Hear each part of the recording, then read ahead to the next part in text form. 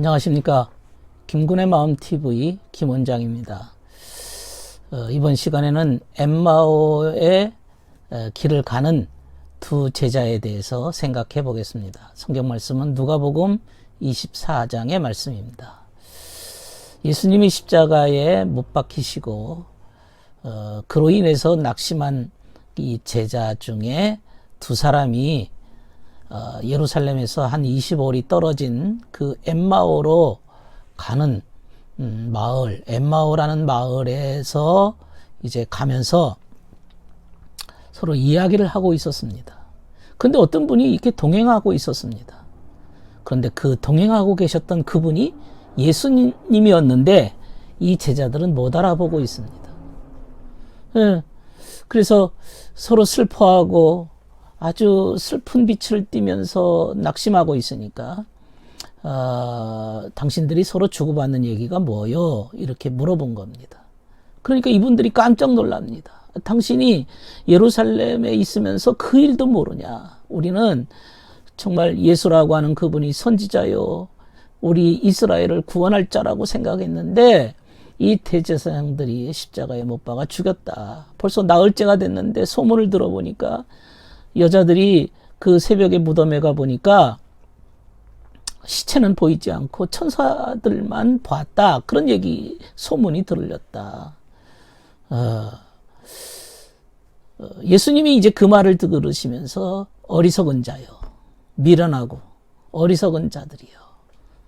당신들이 눈으로 보는, 그 눈으로 보는 것보다 말씀, 선지자가 예언한 모세율법과 선지서와 시편에 나에 대하여, 예수에 대하여 기록된 것을 너희가 믿었더라면 그렇게 절망할 필요가 없는데 눈으로 보는 것만 가지고 그렇게 절망하고 낙심하냐, 이런 말씀을 하시면서 성경을 쭉 설명해 주는 거예요.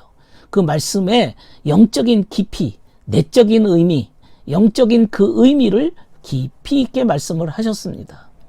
그래 이제 식당에 들어가서 식사를 하고 그분이 축사해 주시는데 눈이 띄어버린 겁니다. 영안이 열린 겁니다. 예수님이시네? 깜짝 놀랐습니다. 그런데 예수님을 알아본 순간 그 자리에 예수님이 보이지를 않았습니다. 그런 얘기입니다. 이 엠마오의 이 두 제자, 예수님이 같이 길을 걷는데도 보이지를 않고 예수님이신 줄을 몰라보았다. 그러니까 육신의 눈 가지고서는 주님을 몰라보는 거죠. 그래서 주님께서 너희가 어리석도다, 어리석다. 말씀에, 모세율법에, 예언서에, 시편에 그렇게 말한 모든 것을 믿기가 어렵냐? 그렇게 어렵냐? 말씀을 의지해야지 눈으로 보는 걸 의지하고 있느냐? 그런 얘기입니다. 정말 말씀을 선택했더라면, 사람의 보는 눈보다도 말씀을 의지했더라면 그렇게 주님이 십자가에 죽으심을 낭망하지 않았을 것이라고 주님이 지적하신 겁니다. 그분이 그래서 이 제자들에게 성경을 열어주셨다 그랬습니다. 성경을 열어주셨다, 이 말은 우리가 말씀을 보지만은 열리질 않는 거예요. 이 말씀을 봐도 그냥 문자로만 보고 그 문자 속에 갇혀가지고 이 영적인 의미를, 영적인 깊은 의미를, 뜻을 열지를 못하는 거죠. 말씀 속에 천국의 비밀을 알아야 되는데 그 심오한 의미를 열지를 못하는 겁니다. 그런데 주님께서 이 엠마오의 두 제자에게 성경을 열어주셨다, 이 말씀을 하셨습니다. 성경을 열어주셨다. 우리가 성경을 열어야 됩니다. 그저 말씀, 문자, 그 문자 속에 들어있는 그 깊은 의미를 모르면 성경을 그냥 수박겉 핥기식으로 이제 읽고 마는 것이죠. 그냥 하나의 뉴스거리로만 아는 정도인데 그것이 내게, 내 마음의 세계에 정말로 하나님의 나라는 너희 안에 있다고 했는데 우리 안에 성경의 내적인 의미를 발견하지 못하면 성경을 제대로 읽지 못하는 것이 되는 것입니다. 이 엠마오의 두 제자처럼 주님을 못 알아보는 겁니다. 영적인 의미의 지식을 몰랐기 때문에 그렇습니다. 예. 주님께서 그 영적인 의미를 알도록 성경을 열어주셔야만 아는 것이죠. 예. 이 주님께서 이 최후의 만찬에 제자들에게 또 이런 말씀을 하셨어요. 아직도 나는 할 말이 많지만 지금은 너희가 그 말을 알아들을 수 없을 것이다.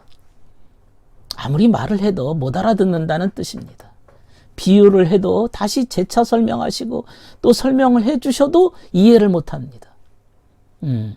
그것은 그들의 머리가 나빠서가 아닙니다. 영적인 눈이 열리지 않아서 그렇습니다. 영적인 눈이 열리려면 먼저 마음이 순수해야 됩니다. 어린아이 같은 심령으로 말씀의 본질적 의미, 말씀을 진지하게 받아들이고자 하는 그런 마음의 창문이 열려져야 되는 것이지요. 예. 아직도 나는 할 말이 많지만 너희가 그 말을 알아들을 수 없다.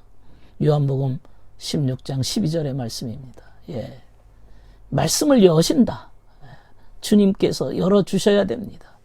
영적인 원리를 우리에게 보여주시는 것이죠. 예. 예.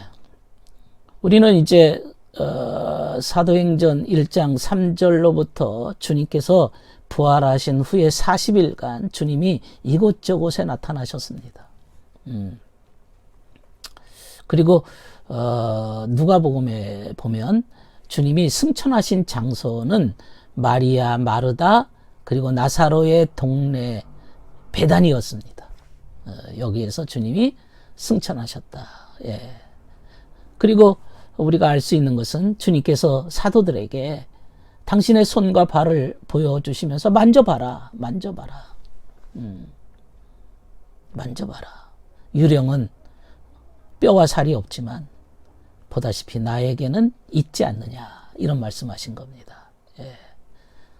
주님께서 우리에게 만져보라고 얘기하신 겁니다. 그렇다 할지라도요, 주님이 부활하셨을 때 나타나셨던 그 몸은 마리아를 통해서 받은 육신은 아닙니다. 예. 인간적인 몸은 아닙니다. 예. 신성이 이제 주님께서는 신성화, 영화롭게 되셨습니다.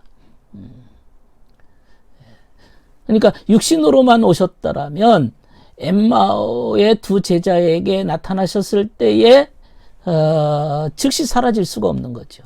또 제자들이 방 안에 있는데 문을 통과해서 오실 수가 없는 것이죠. 그 주님의 몸은 요한계시록 1장 12절 16절까지의 말씀의 육신입니다. 사도 요한이 보았던 주님의 그 모습이 어땠는지 아십니까?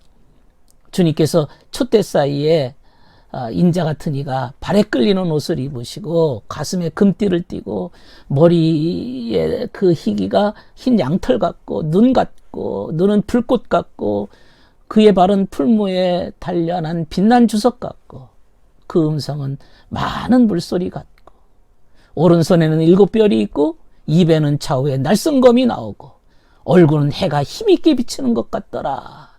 이것이 주님의 그 부활하신 후에 영광스러운 모습입니다.